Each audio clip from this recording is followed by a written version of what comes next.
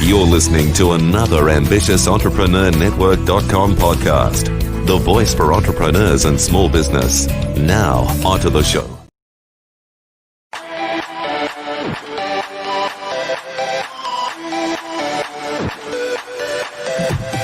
Welcome to Industry Thought Leader Podcast. Stand out, be heard, influence. Want to influence real change with your message while become known as an authority in your field? Industry Thought Leader Podcast will show you how. Now, over to your host, Anne-Marie Cross.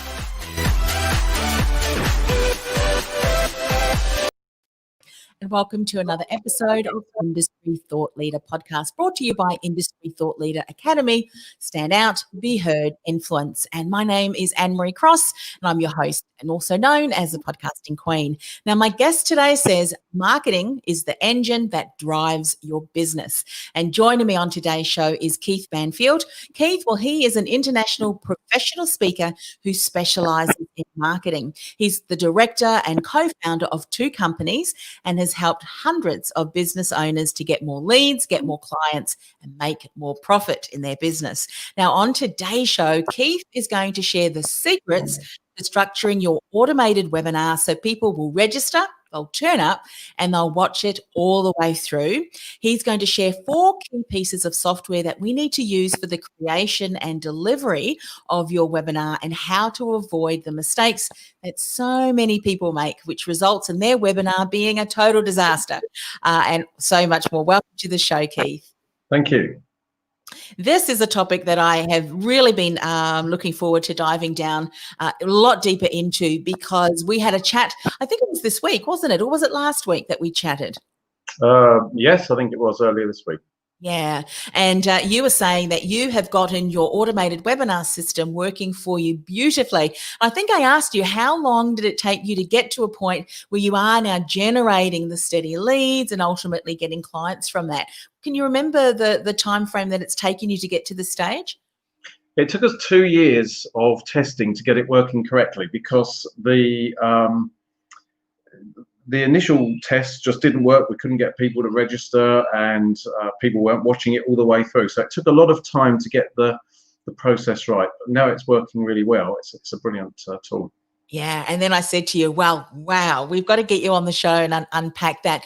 And one of the things that I do want to stress before we dive down into some of the secrets that you've learned and the do's and the do nots is that it's a reminder for all of us as businesses, if we're launching a strategy, if it doesn't work, please do not give up. 2 years. I mean, it's easy to say 2 years, but that is months and months of tweaking and trialing. And so often, I would imagine too, for you, Keith, you talk to businesses and they end up giving up just right when they could have changed a couple of things and had everything flowing smoothly. Would you say that's fair to say?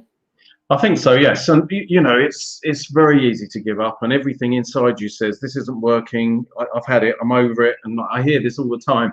But I think if you persist, sometimes you can be so close to fixing something. It's just that little tiny bit of extra effort that makes the difference between it moving forwards and succeeding or failing. And I think a lot of people, they start in a direction, they get so far, they give up, they go back to the beginning again, they start again. It's the same with businesses and with their marketing, and that's why it doesn't work. If they just kept going, if they just found out how to fix those problems, they'd get there. Yeah. So let's dive into the secrets to structuring your automated webinar so that people do register, turn up, and watch it all the way through. Now, I'm assuming that you're talking about the webinar that you've used the entire way through, and there would have been components that you would have tweaked. You're still using that same strategy, but tweaking things as you went along. So floor's yours. Take us. Where did you start? What happened? And then what are some of the things that you found that now you're teaching as being secrets to structuring it the right way? Okay, well, there's a number of things, so let's go through them and share with you what's worked and some of the things that haven't worked. I think the first thing, it's okay having a webinar or having an automated webinar, but you've got to fill it with people. So you need to think about, how am I going to fill that webinar with people that are going to be paying clients ultimately. So the starting point is to decide, well, who do I want to be a client, and where do they hang out? And we looked at who we wanted as clients, and we discovered that Facebook was a good medium to get those people. So what we would do is we would run ads on Facebook, and those ads would talk to the people that we wanted as ideal clients and the problems that they currently have, and how our webinar is going to be the solution. Now, one of the things when you're running a webinar is you want to have what's called a unique mechanism. So it's something that, and ours might be I think we had one which we called the 3-step MAP method. So it was an acronym we made up, but that MAP method was the solution to the problems that people said they had. So in our marketing, we could say, using this 3-step MAP method, you'll discover how to, and we could then look at the solutions they would get from watching the webinar. So the webinar needs to present a solution to someone's problem. We need to know who that someone is. We need to address that in the medium that we're going to market in to get them into the webinar in the first place. And in our case, we used Facebook ads, which works really well. Now, what's great about this is that you can then find out and measure how much does it cost you to get someone into that webinar. What's the cost of acquisition to get someone to watch your webinar? And you can then scale that up so you can see what does it cost me ultimately to get a customer, and what's that customer worth to me.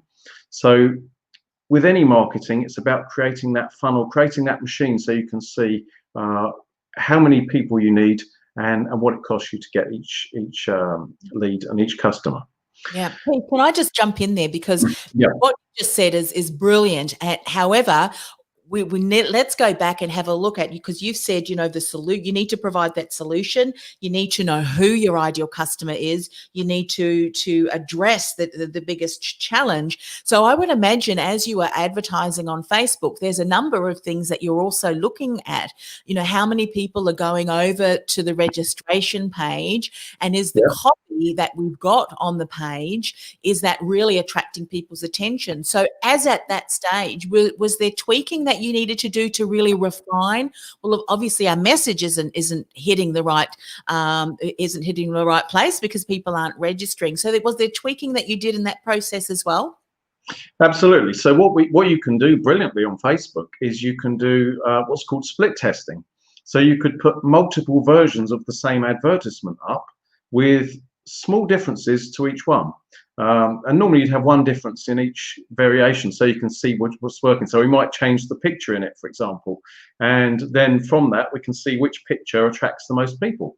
Then when we've got the winning picture, we then might do variations on the headline. And so we'll have different headlines, and we can then see which headline works best. And eventually, by tweaking one thing at a time and keep running multiple versions, we will then get the winning headline, the winning copy, the winning pictures, and we will then say this is the one that works. Yeah. So test on a full scale to see what's working. Brilliant. So when you're saying that is on Facebook, of course, so are you getting people to register and enter their details on Facebook, or are you getting them to then click from Facebook over to the website for them to then register? How are you doing that? So they're going from Facebook over to the webinar registration page, and they're registering there on that registration page. And the key thing here as well is to have tracking. You need to know the numbers. You need to know how many people are registering, how many people are watching it all the way through. You need to know how many people are clicking on offers and things that you've got, so you know whether it's working, because otherwise you would only know, yes, they're buying at the end or they're not, and you wouldn't know which part of it is not working. Yeah. I mean, I can't stress more how important it is, because one of the things that you've just said, could be the headline, it could be even the picture. And what we often do as businesses, and you alluded to this earlier, is that we completely start again. Yet we could have had the best copy, we could have had the best headline, but just the call to action was a little bit not as compelling as possible. And so we can't kind of tweak that. When you were advertising, and obviously you were using Facebook to run ads to this ad, was there a time frame or maybe dollar value that you would say, well, let's spend this amount of money because this is going to give us the most beneficial return in an investment, but give us information. Does that make sense? If we spend $10 and get so many clicks, that will give us the right information to help us make an informed decision. Does that make sense? Were you able to kind of get a figure? So what we would do is we would look at, and we looked at lots of other people are running webinars successfully, and we looked at what the numbers we needed to hit were in order to get the webinar to work for us. So one of the key numbers is in a Facebook ad is the link click-through rate. Yes. And so the number we were aiming for was 1% or better. So if we were hitting 1% or better on our link click-through rate, we knew the Facebook ad was working. And initially we weren't getting that. We were getting 0.2%, 0.3%, and we kept tweaking and refining and doing what I said earlier until eventually we got it to 1.6% link click-through rate. So significantly better than the cutoff point. So the key here is to understand what your target is, so that you know whether it's working or not. So that's a very good point. Now, one of the things that we wanted to do was to have a piece of software where we could run the webinar, because you you need some software that's going to give you all of that tracking, that's going to give you all those stats, that's going to have the registration page, and that's going to allow you to run it and all of those things. And the piece of software we used, and we looked at lots that are on the market, but the winning one for us was a piece of software called EverWebinar. And EverWebinar will allow you to create an automated webinar where you do the work once, and then it will just serve it up when you choose. So you can choose when you want people to get that webinar to watch. So what we found was there's a number of times that it worked really well. So one was 10 o'clock in the morning, the other was 7 o'clock in the evening, and the other was just in time or on demand. So this software will allow you to schedule when you want the webinars to be shown. So people could register for it at 10 o'clock in the morning, 7 o'clock in the evening, or just on demand. So what the just on demand does is when they're on the registration page, it will say there's one coming up at 10, at 7, and there's one starting in 15 minutes, and it will round it up to the next 15 minutes on the clock. So if it might be starting in 3 minutes if they happen to be 3 minutes away from the next 15-minute block. And so you will find that the majority of people go for that just-in-time option. Yeah. Well, the other day they're waiting. They're curious. It's like, well, I'm here now. Oh, we've got one's just about to start. That was good. That does. Oh, I'm here now. I'll go and do that, rather than I won't register and I need to wait. Something that you mentioned earlier around the different pieces of software. I mean, we're obviously there's 4 pieces, and one of them being EverWebinar. What were some of the differences, just for people to be aware? Because I know that there's different softwares and technologies, but what to you kind of have you go, well, EverWebinar is really providing us all of these different things, so we'll go with that. Well, there's some key standout features that EverWebinar has that had you made that decision? Yes. So EverWebinar is written by marketers for marketers.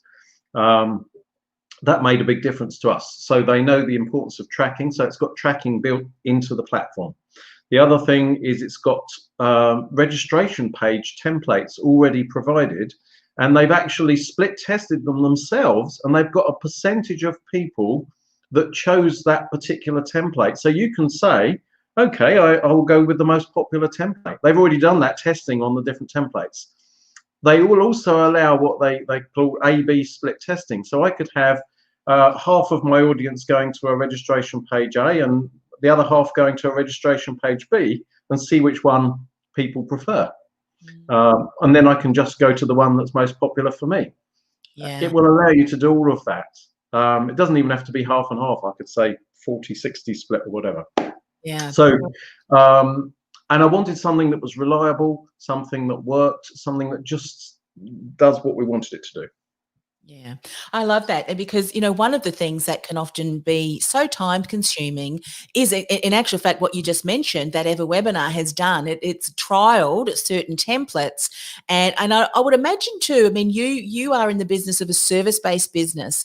And so many of the strategies that you've shared has been relevant for you. And specifically the times 10 a.m., 7 p.m. and just in time. I'd imagine, was that Australian time frame, or can EverWebinar do it at that time, but in the time zone that the person who's coming to the webinar, the website, in their time zone? Is that available? Yes, because a good question, because with a lot of live webinars, of course, they're running at a time. So if I was running one at 10 o'clock Australian time, if some of my audience were international and say some were coming from the UK, then that might be the evening for them, and it may not be quite so convenient. But with the just-in-time one, with the automated one rather, it will adjust to the local time zone. So if it's 10 o'clock a.m.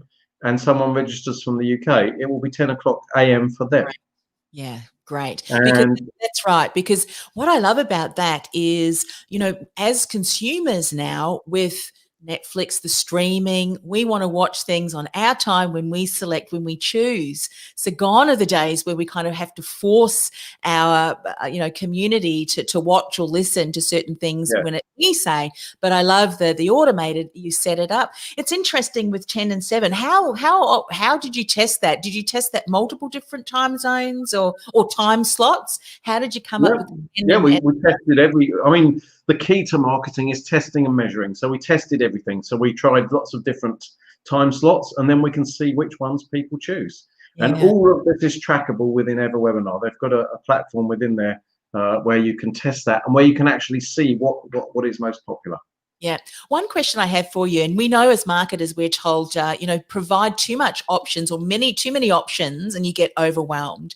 And if I think back to when we were doing webinars and kind of an automated, and I tell you, this is why I love having the opportunity to speak with you, because I certainly didn't have the patience to go through 2 years and tweak, but we had many more time zones than just 3.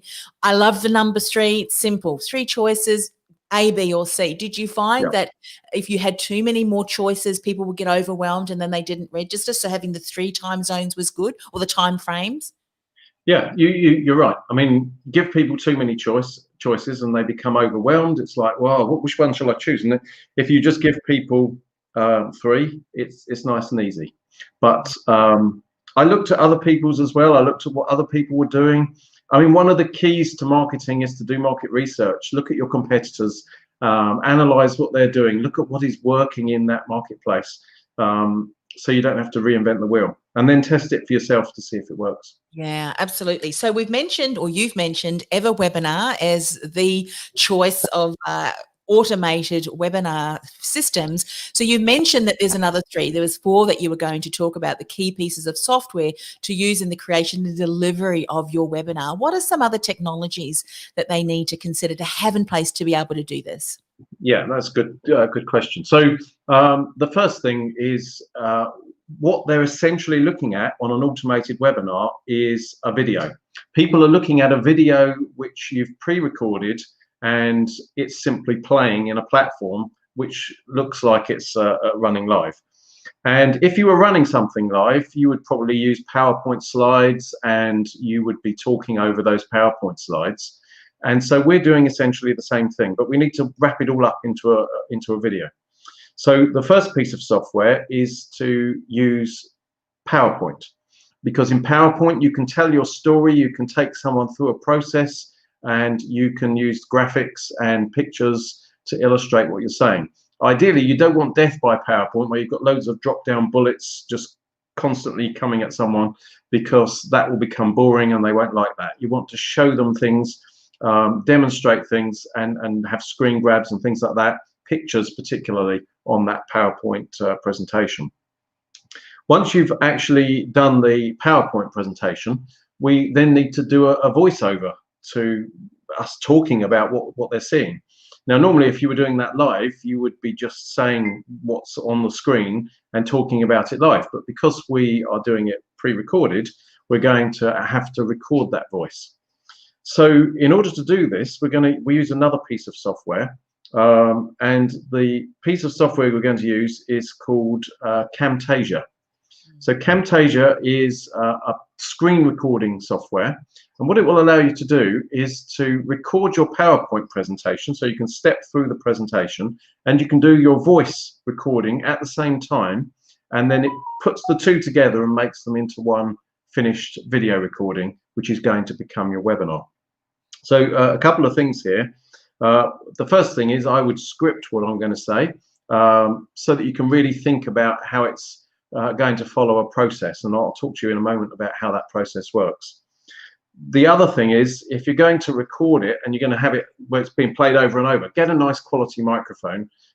If you just use the microphone that's built into a webcam or something like that, they're generally not as good as they could be. So a great microphone that you can use without having to pay a fortune is called Yeti, and it's by Blue Microphones.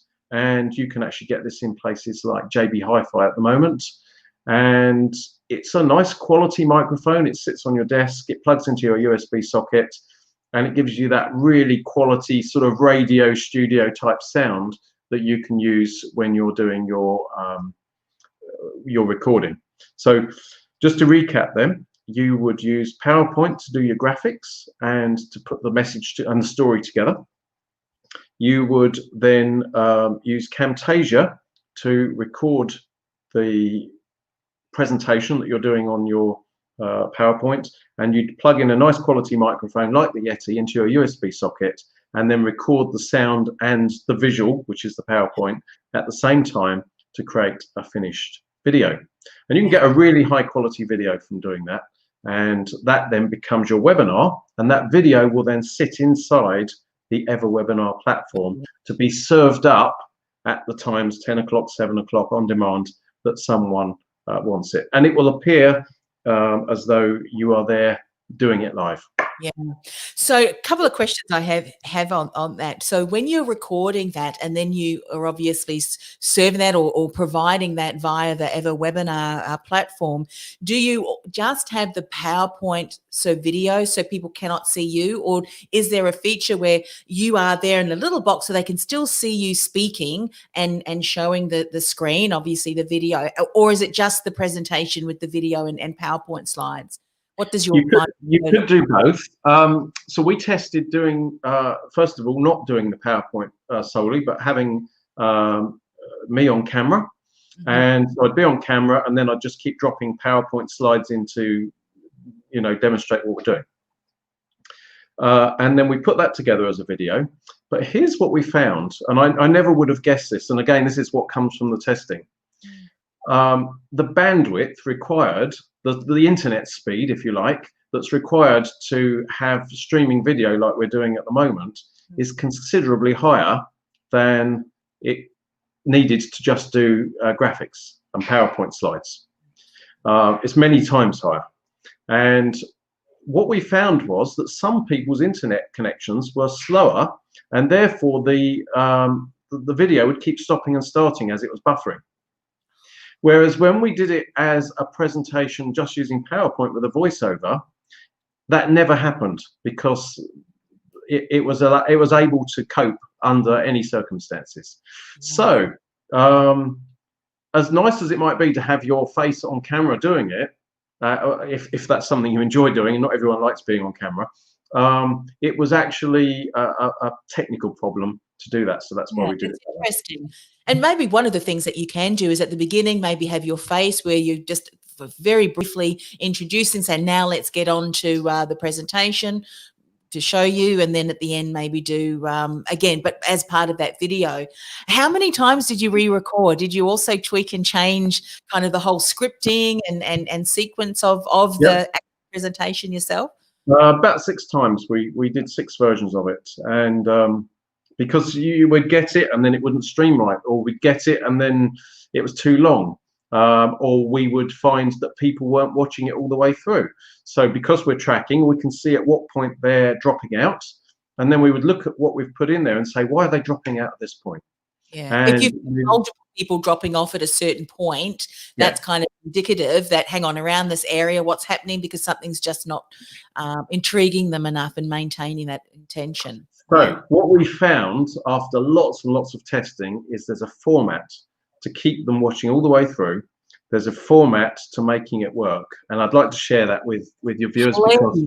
My pen is poised. this will save you guys years of testing and work, because we've been there and done it already. And so you might as well have the benefit. It's all about sharing, isn't it?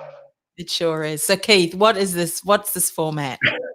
So this is the sequence. So the first thing is the length of the webinar.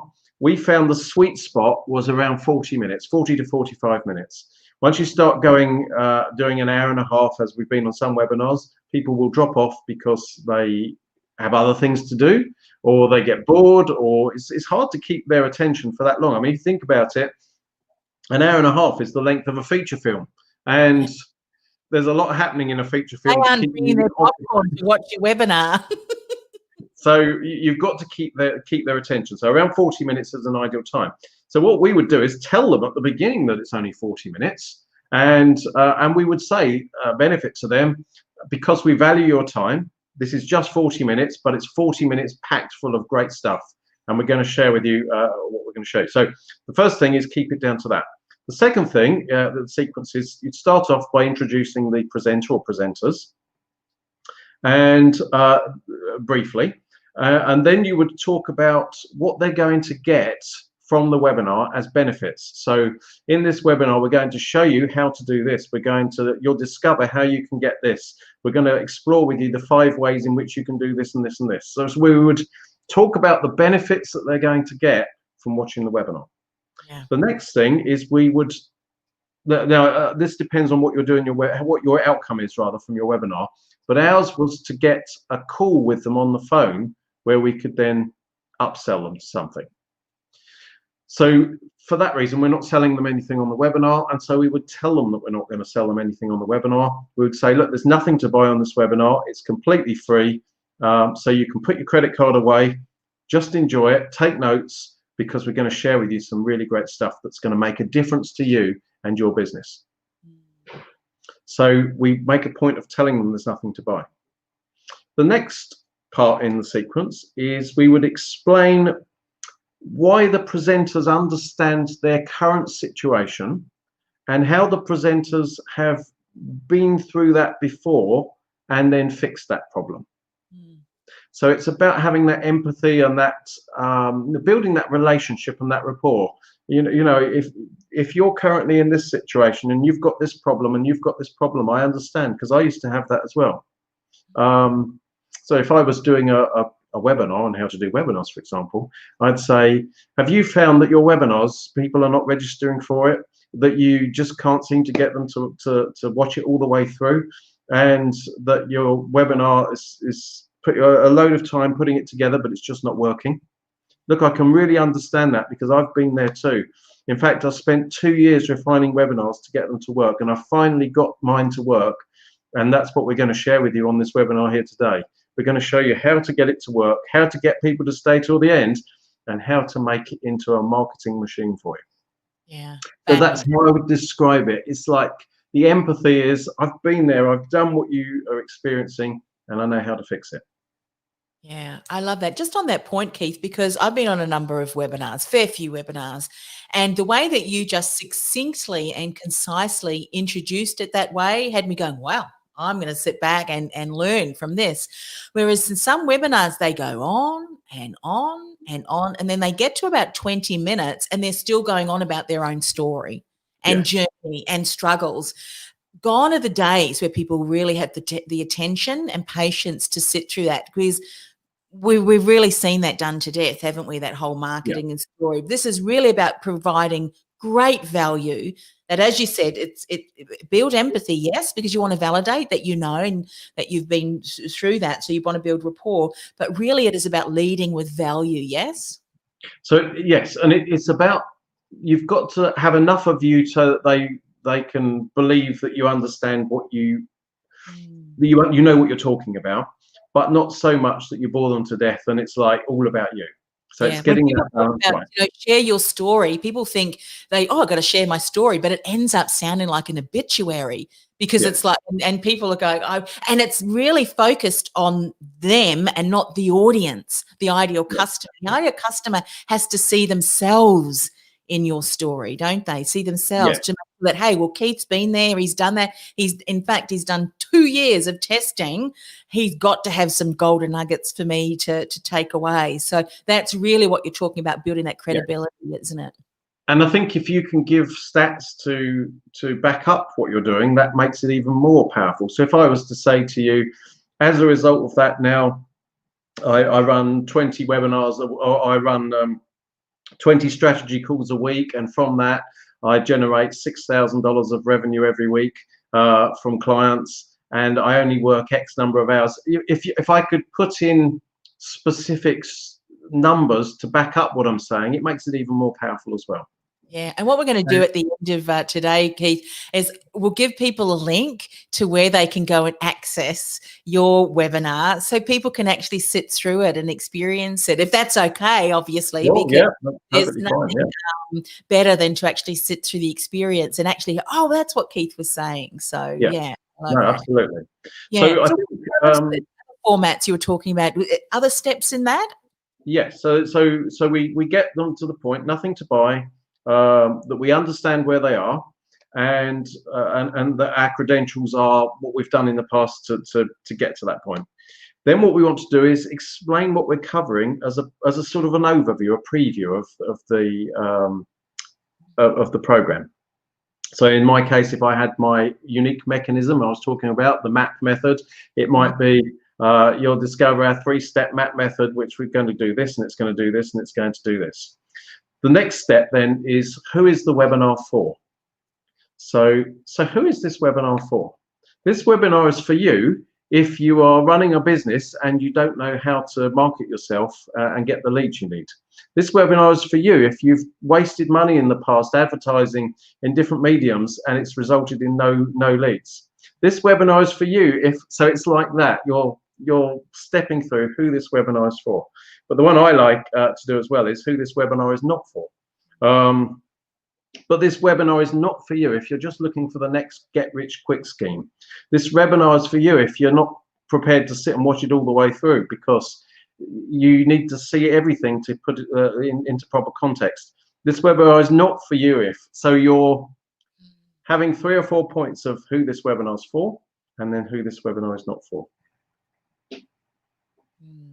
And you can, a lot of people will have objections. You know, they'll say, yes, well, I've tried this in the past, but it hasn't worked, so it's probably not going to be suitable for me.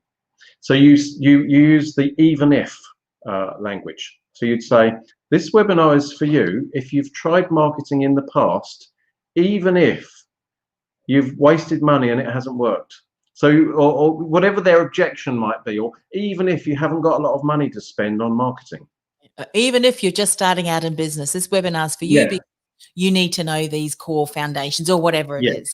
So you think about the objections they could have, and then you put the even if to overcome them. The next thing that really works very well, and you need to do this throughout the webinar to keep them watching all the way through, is to tease them with what's coming up. So you pose a question. So you might say something like, so how do you keep people watching your webinar all the way through and not dropping off? Well, I'll show you a bit more about that later, or I'll be talking to you about that later.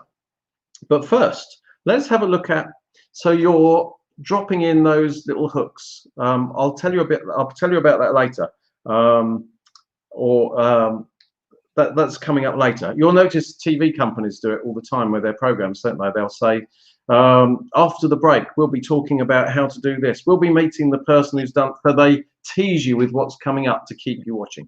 Yeah. And you might say, look, by the way, for those of you, I like to use language, obviously, like to reward or work with people who are real action takers. So for those of you who stay to the end, I know that you're an action taker. I've got a special gift only for you. So stick around right to the end and I'll share that link or something like that. Yes. So you can definitely offer things for staying till the end. I think the but definitely throughout the webinar, Yeah. you would keep teasing them with a question, and then we'll talk to you about that in a moment. But Yeah. first, so that's the language to use. It keeps people glued to the webinar because they're waiting for that answer. So you keep dropping them, then answering previous ones, and then opening up new ones, and then closing new ones. What they call closed loops, I think the technical term for them is. Yeah. The next thing that you want to do is to what I would term future pace. Put them into the future. So imagine if you could run your own webinars, your own automated webinars, and you could generate 20 new clients a month. How would that change things for you? Imagine if you could go on holidays when you wanted to, because you've got your webinars working in the background on autopilot, meaning you've got the time to go and do what you want with your family. Imagine if, so you would use that type of language to get people to enjoy what could be before it's happened. Yeah. And then you would start. So let's get started. Okay, so we've got lots to cover. So let's get started with our unique with a three-step mind map. Three-step map method, and show you how to do blah blah blah. Yeah. And off you go. And then off you go. Now, so that's the starting point, and these steps are key to it. Then at the end, you summarize. So we've covered a lot of information on this webinar. Let's just have a quick summary of some of the key points we've covered.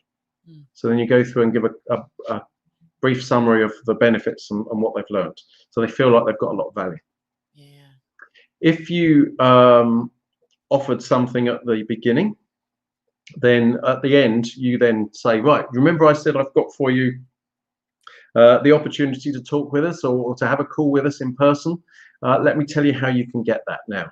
And so then you would offer that opportunity. So what I would normally do is offer the opportunity to have a free strategy call or a free call with us at the end, which then looks at, we can look at whether it's a good fit to work with them or not, and whether we can help them further. And what the webinar is doing is a number of things. It's showing that we know what we're talking about. It's showing that we've got lots of great information and ideas. It's showing that we can help them, and we're giving them the opportunity to have more. Yeah. And that call, by the way, is free as well, so we don't charge them for that.